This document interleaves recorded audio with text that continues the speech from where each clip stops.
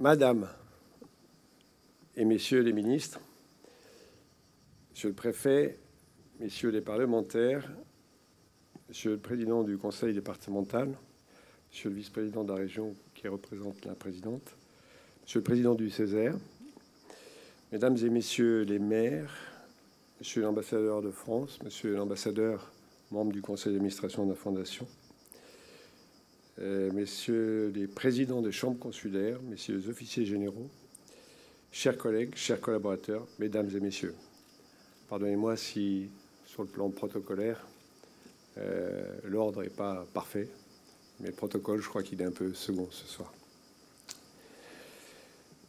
Le 20 juillet 2013, Pierre Fabre nous quittait.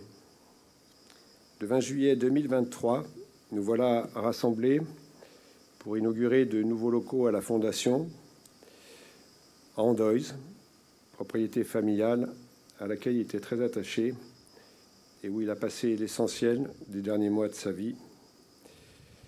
Et surtout, pour commémorer les 10 ans de son décès. Commémorer, c'est avant tout se souvenir, se rassembler autour de la mémoire d'un homme. Et lorsque cet homme a fait un bien immense pour sa ville, ses villes, son département, sa région, et bien au-delà, c'est dire sa reconnaissance et sa gratitude. Pour certains, elles concerneront la qualité des moments vécus avec l'homme d'exception. Pour d'autres, la majorité, cette reconnaissance et cette gratitude, elles seront liées essentiellement au partage d'un bout plus ou moins long d'aventure professionnelle. Et pour tous, elles peuvent se concentrer sur l'immensité et la rareté d'un héritage commun. Car nous sommes tous ici, amis, ex-collaborateurs ou collaborateurs, élus de la région, et même vous, Monsieur le Préfet, un peu des héritiers de Pierre Fabre. La Fondation est en effet devenue propriétaire du groupe et c'est désormais la Fondation qui possède le plus gros actif industriel dans notre pays. Mais qu'est-ce que la Fondation? Une personne morale qui n'a pas d'actionnaire. Elle est d'utilité publique et œuvre en faveur des plus démunis. Et Béatrice nous a rappelé il y a un instant son programme d'action. Elle est propriétaire du groupe Pierre Fabre, et c'est ce qui fait sa singularité dans le paysage des fondations reconnues d'utilité publique. Mais cette propriété est bien collective. Pierre Fabre lui a légué son entreprise et son patrimoine, car il pensait que c'était la meilleure voie pour assurer sa pérennité et son indépendance. En quelque sorte, il nous a dit « Voilà, prenez le fruit de mon travail et faites-le prospérer au mieux des intérêts de la collectivité. » Et par là, il faut entendre au mieux des intérêts des collaborateurs, bien sûr, mais aussi des patients qui bénéficient de nos produits et de notre environnement, de ce territoire tarnais et occitan qu'il chérissait. Cette démarche impliquait un désintérêt complet de l'individu envers ce patrimoine considérable constitué en 5 décennies. Mais de cela, nous n'avons même pas été vraiment surpris, tant il ne nous a jamais montré au cours de sa vie professionnelle qu'il considérait que ce patrimoine était personnel et qu'il entendait en profiter. Pourtant, nous pouvons constater que sa démarche, rendue possible en 2005 après l'adoption à l'unanimité d'un amendement de Bernard Carayon, alors député du Tarn, autorisant les fondations reconnues d'utilité publique à détenir la majorité d'un actif industriel ou commercial, nous pouvons constater que cette démarche, depuis, n'a guère fait d'émule. C'est donc bien que ce qui était naturel pour lui relève pourtant de l'exception et qu'il ne doit pas être aussi facile d'abandonner tant de richesses créées, on parle là de milliards d'euros, au profit de tous, et de faire le pari que l'exemple et la singularité d'un parcours d'entrepreneur hors norme inspireront assez ceux qui lui survivront pour réussir à prolonger cette aventure dans le temps. Au risque de me répéter, je veux donc redire que nous sommes tous, directement ou indirectement, bénéficiaires de sa générosité et de son sens de l'intérêt commun poussé au paroxysme. Et nous voilà au terme d'un premier cap. 10 ans. Une décennie sans Pierre Fabre. Un premier cap au terme duquel nous pouvons lui dire « Voyez, monsieur, votre compagnie est toujours là. Là dans le Tarn, ici à Lavore, mais bien sûr à Castres, et aussi tout à côté à Toulouse. Et puis toutes ces unités que vous avez créées, à Aignan, à Cahors, à Muret, à Gaillac, à Toulouse, à Avesnes, car bien avant l'heure, vous avez été pionnier en matière d'aménagement du territoire. Toutes ces unités perdurent, comme celles que vous avez développées dans des contrées plus lointaines, à Gien ou à Ussel. Oh, bien sûr, certains sites, parfois devenus obsolètes ou liés à des activités moins stratégiques qu'hier, peuvent être délaissés, mais sans impacter fortement la carte de vos implantations. Et qui nous dit que vous n'auriez pas vous-même, comme cela va être fait, créé au détriment de certaines petites unités urbaines devenues moins pratiques, un nouveau grand centre à Castres, à la Chartreuse, près d'autoroute pour laquelle vous avez tant œuvré. Nous pouvons lui dire aussi, voyez, monsieur, les deux activités du groupe perdurent, comme vous l'aviez souhaité.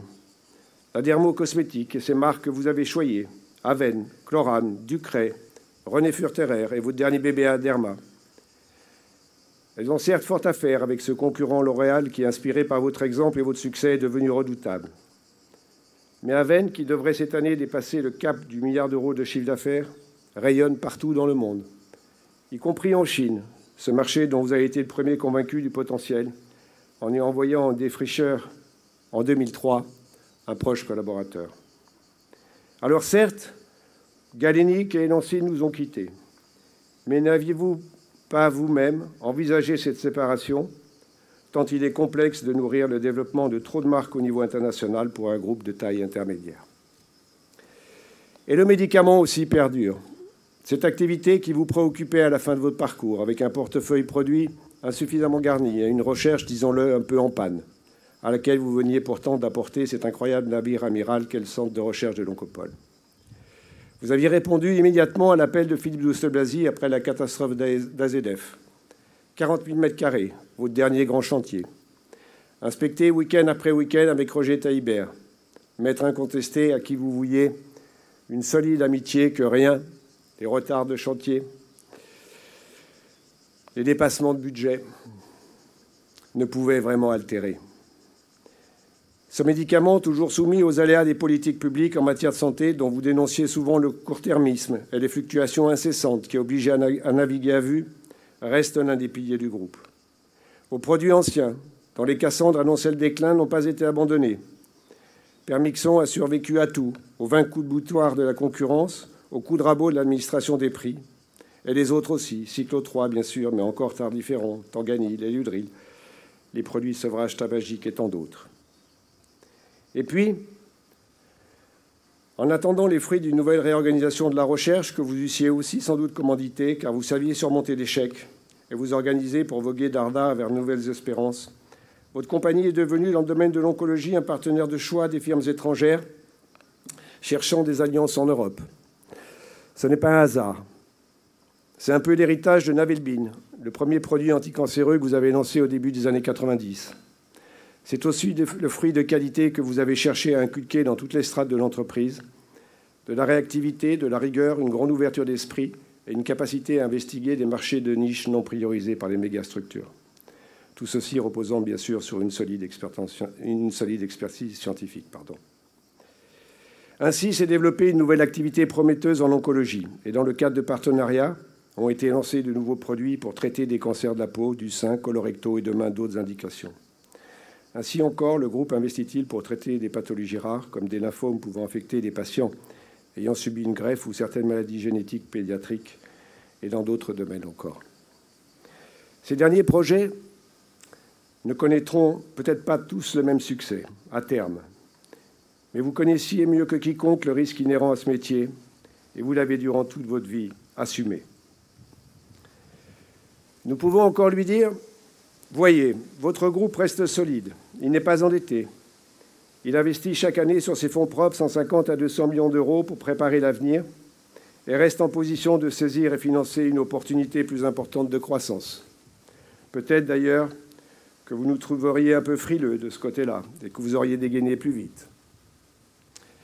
Et puis nous pouvons rajouter, et cela vous aurait encore plus touché, que vos collaborateurs continuent à investir dans l'entreprise, que le plan Ruscus que vous avez imaginé en 2005 pour permettre à vos employés de partir en retraite avec un petit pécule, c'était votre expression, arrive à maturité, que les collaborateurs détiennent, c'était votre souhait, près de 10% du capital, et que leurs actions se sont appréciées de près de 30% au cours des 5 dernières années. Et même si ce n'est pas la meilleure saison pour en parler, nous pouvons aussi, car c'était un peu le sel de vos week-ends, rajouter que votre club de rugby perdure et qu'il a réussi dans un passé récent quelques performances de choix dont l'une vous aurait particulièrement plu, dominer notre voisin toulousain en demi-finale du top 14. Je pourrais encore étayer longtemps ce propos, tendant à vous rassurer sur la solidité de votre groupe et sa capacité à affronter de nouvelles difficultés, car il y en aura. Après la Covid, l'Ukraine et ses conséquences, sans oublier une méchante cyberattaque, comment imaginer que nous évoluerons sur une mer d'huile durablement? Mais ce bilan n'est-il finalement pas un peu prétentieux? Surtout en comparaison de votre discrétion et de votre modestie. Je peux comprendre ceux qui, pour une raison ou une autre, ou tout simplement bercés par la nostalgie, regrettent cette époque où ils avaient l'impression d'être protégés par votre simple présence, car ils vous ont vu surmonter durant plus de 50 ans tous les obstacles qui se sont présentés à vous pour bâtir, à partir d'une petite sous-préfecture, un groupe de dimension mondiale de plus de 10 000 collaborateurs, sans équivalent dans le domaine de la santé, car assurant un continuum du médicament aux produits de soins et de beauté. Je peux les comprendre, car hier, votre présence les rassurait. Vous saviez mobiliser les forces vives comme personne, en employant régulièrement et avec vigueur des formules guerrières, comme celle-ci au moment de lancer un nouveau produit. Il faut partir à l'attaque avec un bataillon discipliné en ordre de marche. Il faut lancer la manœuvre à pied, baïonnette au canon. Ou encore, ces injonctions après une réunion un peu confuse. C'est du zéro pointé, cessez la copinaille. Il faut resserrer les boulons car cette maison part à l'abandon. Généralement, vos aphorismes étaient volontairement exagérés et souvent teintés d'humour. Et nous pouvons en partager quelques-uns grâce à la complicité de Jean-Paul Cobert. Si vous voulez foutre en l'air un projet, invitez les juristes au premier tour de table. Ou à propos de la concurrence, ne sous-estimez pas l'ennemi, toujours en embuscade. Allez voir sur le terrain, ne restez pas planqué dans votre bureau. Ou encore, faussement surpris devant un collaborateur étonné d'être convoqué un 11 novembre. Pourquoi? Vous avez fait la guerre? Et encore, à un cadre dirigeant qui vous demandait de veiller à la marge de certains produits car c'était votre argent, ne vous inquiétez pas, j'ai ce qu'il faut pour vivre. Et à propos du même, il résonne dans les hautes sphères. Moi, je suis un laborieux, au ras des pâquerettes. Mais vous saviez tout autant, quelques jours plus tard, choyer les uns et les autres et leur montrer attachement et empathie. Je les comprends, car si je ne suis pas qualifié pour parler des 2 premières décennies de votre parcours, pour illustrer votre passion contagieuse, je peux évoquer le milieu des années 80. Dans la force de l'âge, dès l'aube, vous grimpiez en courant avec avidité les marches qui menaient à votre bureau de la Michonne, avec la ferme intention de réveiller l'entreprise. Juste avant, vous aviez pris le temps d'échanger quelques mots avec Jean Christian, le jardinier attitré du site, dont la fonction, à vos yeux, égalait en importance celle de vos directeurs généraux. Vous pouviez avoir le sourire ou la mine plus renfrognée, mais quel que soit l'enjeu du jour, vous étiez prêt à le dominer avec gourmandise. Au fond, vous arriviez à donner une dimension ludique aux travaux les plus ardus. Et vous aimiez manier l'humour, forcer le trait, désarçonner vos interlocuteurs, en vous excusant régulièrement de passer du coq à l'âne, sans jamais pour autant perdre le fil de votre pensée, comme pour mieux tester leur agilité et chercher aussi à tester leur sens critique, vertu cardinale à vos yeux. Il manque de sens critique. Cette expression, vous l'employez comme une ritournelle. Elle voulait tout aussi bien dire que vous aviez trouvé un interlocuteur un peu prétentieux, un peu trop sûr de lui ou un peu excessif, rasoir ou hors sujet. Mais comme vous aviez quitté la même personne quelques instants plus tôt avec force louange, elle était persuadée de vous avoir convaincu et de le considérer au plus haut point. Mieux vaut séduire et essayer de rester courtois. Votre œil acéré avait fait l'essentiel, déceler les carences ou les faiblesses de l'autre ou de son dossier, et votre mémoire prodigieuse saurait en tirer profit au moment opportun. Dans un autre registre, on peut aussi un peu sourire en ce jour de souvenir. Votre manière d'approuver les décisions nécessitait une certaine pratique pour être bien assimilée. Un d'accord on fonce avait valeur d'approbation. Un allez on y va, un peu interrogatif, devait mettre en alerte votre interlocuteur sur un possible changement de position. Un oui, oui, oui, peu enthousiaste, voulait dire non. C'est que l'homme qui s'épanouissait dans l'action aimait mûrir au préalable ses décisions, souvent précédées d'échanges, de consultations, d'avis émanant d'horizons très variés, et se méfiait un peu des chemins trop balisés. Réveiller l'entreprise, c'était aussi mettre en action Paulette, la standardiste devenue au fil du temps sans doute la plus réactive de toute la région Occitanie, qui, pour satisfaire votre patience très relative, devait en moins de 10 secondes vous passer le collaborateur demandé, où qu'il se trouve, quoi qu'il fasse. Paulette comme Jean-Christian, que vous considériez comme un élément éminemment stratégique de la compagnie. Vous en avez d'ailleurs désarçonné plus d'un avec votre approche singulière de la hiérarchie. Je ne vais pas simplement parler des organigrammes dont vous compreniez l'utilité, mais plutôt pour les autres, mais du traitement hiérarchique des dossiers.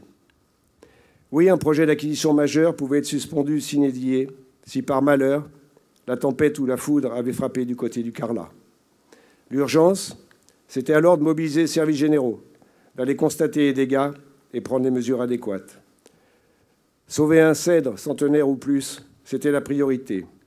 Et le projet de fusion, quelle que soit son importance, pouvait attendre, les juristes et les banquiers aussi. Je les comprends, et à tous, je veux dire ceci. Certes, le bilan de cette décennie et cette photographie rassurante que j'ai dressée il y a un instant résulte de l'action de celles et ceux qui ont participé à la vie d'entreprise depuis 10 ans, de ceux qui l'ont dirigée au quotidien.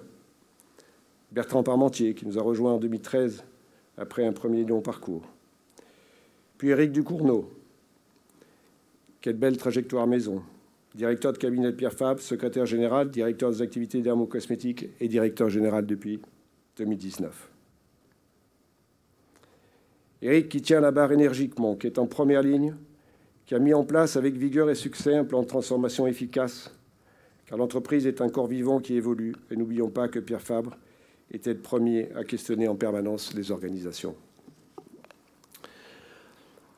Bien sûr que ce bilan résulte aussi de l'action de tous les autres qu'il a formés, comme Nouria Pérez, Giuseppe Mel et tant d'autres qui exercent des postes à responsabilité dans le groupe, qui me pardonnent de ne pas tous les citer.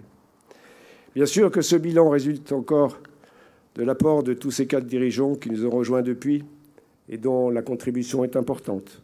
Éric Gouy aux finances, Vincent aux opérations, Jean-Luc aux médicaments, plus récemment Frédéric à la dermocosmétique et Maud aux ressources humaines, mais aussi les responsables de la recherche, du business développement et encore tous ces nouveaux responsables de filiales qui nous permettent de croître dans des contrées éloignées. Oui, nous pouvons remercier les uns les autres, comme d'ailleurs tous les collaborateurs de tous les sites, sans oublier nos réseaux, les fantassins de la première ligne si chers à notre fondateur, et saluer leur action depuis 10 ans. Mais enfin, et je m'adresse à nouveau à vous, monsieur, personne n'est dupe. Le bilan honorable de cette décennie résulte essentiellement de votre action. Vous êtes et restez le fondateur, le créateur et l'inspirateur de cette société. Des milliers de collaborateurs sont encore imprégnés au quotidien par votre enseignement et votre exemple. Personne n'est dupe, car si ce n'est pas simple, c'est quand même moins difficile de gérer des marques en croissance que de les créer et de les amener à maturité. Pour cela, il faut une sérieuse dose de créativité, d'audace, d'inventivité, de conviction et même de génie. Et vous aviez tout cela. Je peux ajouter que nous avons bien conscience, les uns et les autres, de ne pas toujours être à la hauteur de vos exigences, de votre agilité, de votre rayonnement, de votre capacité à déceler les lacunes d'un projet en pointant d'emblée la petite faille dans le dossier le mieux élaboré, et encore moins de mettre en œuvre le savant dosage, de fermeté, d'écoute, qui, dans la gestion des hommes, vous permettait, avec une autorité très naturelle, d'être tout à la fois craint, estimé, respecté et souvent, je le crois, aimé. Et c'est bien parce que le socle, grâce à vous, était solide que votre legacy a pu, malgré tout, durant ces dernières décennies, le renforcer. Grâce à vous, pour l'essentiel, et un peu aussi à tous ceux qui vous ont entouré avant votre départ. Et ils sont nombreux à vous avoir secondé dans des moments parfois difficiles. Des pionniers, et il y en a ici ce soir, comme bien d'autres collaborateurs que j'aperçois dans l'Assemblée. Pardon de ne pas tous vous citer, ce serait un peu long. Beaucoup qui, à un moment ou à un autre, ont œuvré à vos côtés. Les fidèles compagnons disparus. Comment ne pas évoquer votre vice-président Paul Caramonti? Qu'en pense Paul? Avez-vous vu Paul? Demandez son avis à Paul. Si la question qui vous était posée était d'ordre un peu trop administratif ou réglementaire, son traitement lui échouait inexorablement. Ou Jean Calveau, dont le premier réflexe était de vous proposer une solution avant de passer aux objections et mises en garde, ce qui vous plaisait beaucoup venant d'un directeur juridique. Robert Barthès, votre fidèle et ami, secrétaire de la Fondation. Henri Loressergue, compagnon de la recherche dermocosmétique. Dora Vandelis, Jean-Claude Marty. Et parmi tant d'autres, un homme dont vous parliez avec émotion, M. Lannet. De lui, vous disiez, c'était le moins instruit, il avait un certificat d'études quand je l'ai recruté. Mais il s'est formé et savait diriger une usine et mobiliser son personnel comme personne. Pas un jour de grève durant toute sa carrière. Ou encore, l'un de vos premiers chefs de cabinet, sans doute promis aux plus hautes fonctions s'il ne s'était pas tué dans un accident de la route en venant vous voir un samedi matin pour travailler ici à Andoise, Yvon Cucuron, le premier avec lequel j'ai collaboré au quotidien dans votre compagnie. Oui, personne n'est dupe. Vous avez été toute votre vie et vous restez le ciment de cette entreprise à une autre comparable. Combien de cette taille ont prospéré en province? Peu, elles se comptent sur les doigts des mains et peut-être d'une seule main. En ce jour particulier, nous apportons une pierre supplémentaire à l'édifice. Un nouveau bâtiment en Andoise. Votre propriété rayonne et devient un lieu culte du groupe, ici, au milieu des vignes, auxquelles vous avez consacré beaucoup de vos dimanches, dans ce site devenu le symbole de votre ouverture au monde. Car au fond, si votre compagnie réalise des bénéfices et qu'elle doit en redistribuer un peu, après avoir réinvesti l'essentiel, mieux vaut que ce soit au profit des plus démunis plutôt qu'à quelques personnes ou puissances financières. Telle était votre approche si singulière d'un capitalisme à visage humain qu'un documentaire que nous diffuserons à la fin de cette manifestation essaiera, avec de multiples témoignages, réalisés grâce aux équipes du groupe que je remercie, d'illustrer au mieux. Maintenant, mesdames et messieurs, s'il faut se souvenir, s'il faut être reconnaissant, montrer la gratitude, il faut aussi partager le privilège de pouvoir prolonger l'œuvre de M. Pierre Fabre et résolument, comme il le faisait, se tourner vers l'avenir avec optimisme et se plonger dans la nouvelle décennie avec la ferme volonté de continuer à faire prospérer cette merveilleuse compagnie. Gardez à l'esprit sa capacité incroyable à surmonter l'échec et à se projeter sans coup férir vers l'avenir, même si parfois certaines décisions lui coûtaient beaucoup. Lorsque, par exemple, il fallait envisager de céder un actif non stratégique, car notre ratio d'endettement devenait un peu trop élevé pour nos banquiers, ou restructurer un secteur d'activité en difficulté et remettre en cause quelques emplois. Il n'y consentait pas facilement, mais cela pouvait arriver. Et alors, toujours le sens de la formule, c'était avec ces mots. Vous savez, mon cher, je ne peux pas me dérober. Je suis la conscience économique de cette maison.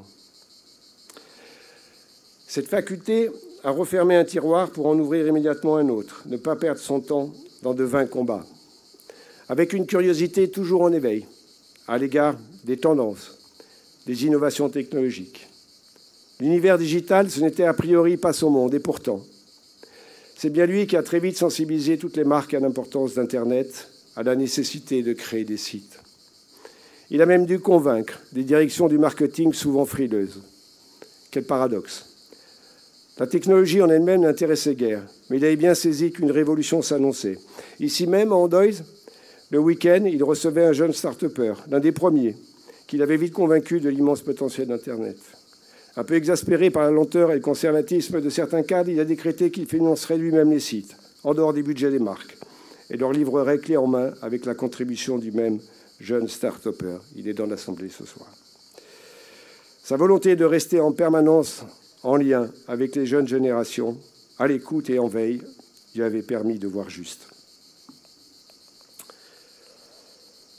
Pour terminer, et je m'adresse une nouvelle fois à vous, monsieur, Andoïs, cette propriété où vous aviez plaisir à recevoir vos proches amis le dimanche, rayonne. Du Liban ou d'ailleurs, certains des bénéficiaires des programmes de la Fondation sont venus aussi vous rendre hommage, comme Ousmane Faye, directeur général de l'hôpital de Bamako, construit et financé avec l'aide et le soutien exclusif d'ailleurs de la Fondation Pierre Fabre, et qui mérite tellement notre soutien. Jacques Limouzy, l'ami, le compagnon, presque le frère, n'est plus là. Roger Taillibert et François Chalet non plus. Mais Monsieur Lévy, qui partageait aussi vos repas dominicaux, souvent d'ailleurs avec Sauveur Ferrara, vous adresse un sourire discret. Nous l'entendrons tout à l'heure dans le documentaire. Présente aussi votre famille, neveu Jacques Fabre, très actif à la Fondation, nièce, petit-neveu Pierre et Paul Fabre, bien ancrés dans l'entreprise, petite nièce aussi, vos filleuls, discrets et qui ont certainement le cœur un peu serré, n'est-ce pas, Huong, si présente dans les derniers temps. Et beaucoup d'autres aussi sont là.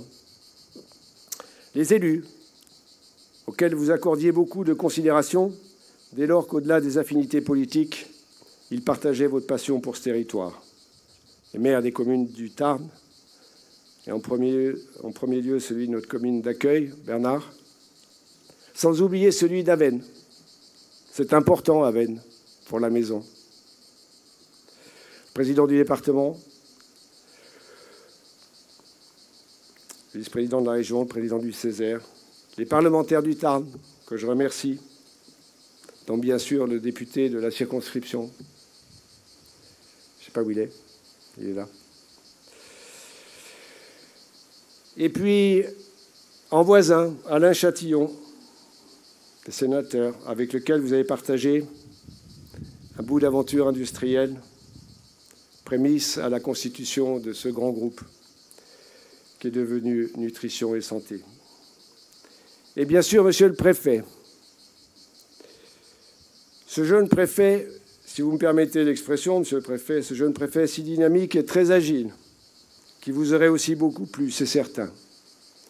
N'oublions pas qu'à titre exceptionnel, vous surmontiez votre répulsion pour les mondanités en participant aux réceptions à l'occasion des arrivées ou des départs des préfets, car vous ne badiniez pas avec le respect de l'autorité et de l'État.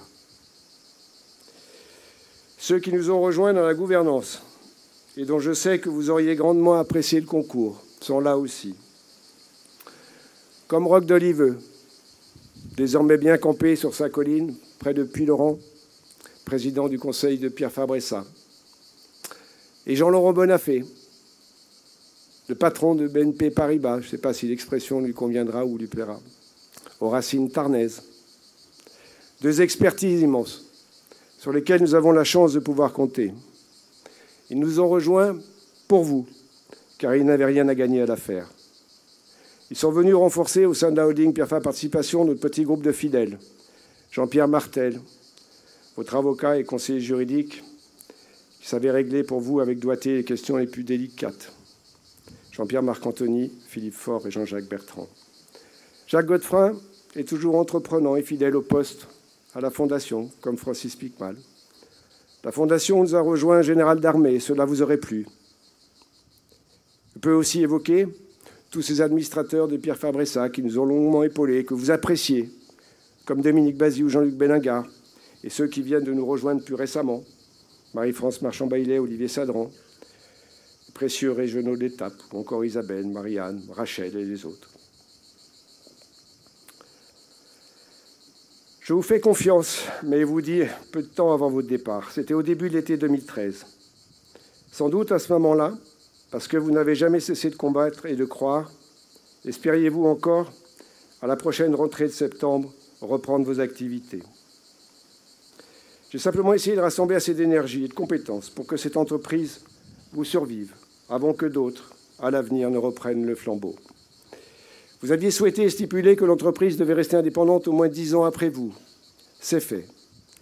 Il reste à prolonger avec succès cette aventure et vous allez rester source d'inspiration. En attendant, nous allons tout à l'heure partager quelques vers d'une cuvée Germain. C'était le prénom de votre papa, conçu ici, avec la même passion, par une petite équipe qui, elle aussi, vous est restée fidèle. Une cuvée sans doute, sans prétention, mais dont la robe est franche et le caractère affirmé. Sans mésestimer votre sens critique aiguisé, je pense que vous l'auriez trouvé à votre goût. Et nous la partagerons tout à l'heure avec une forte pensée pour vous, monsieur.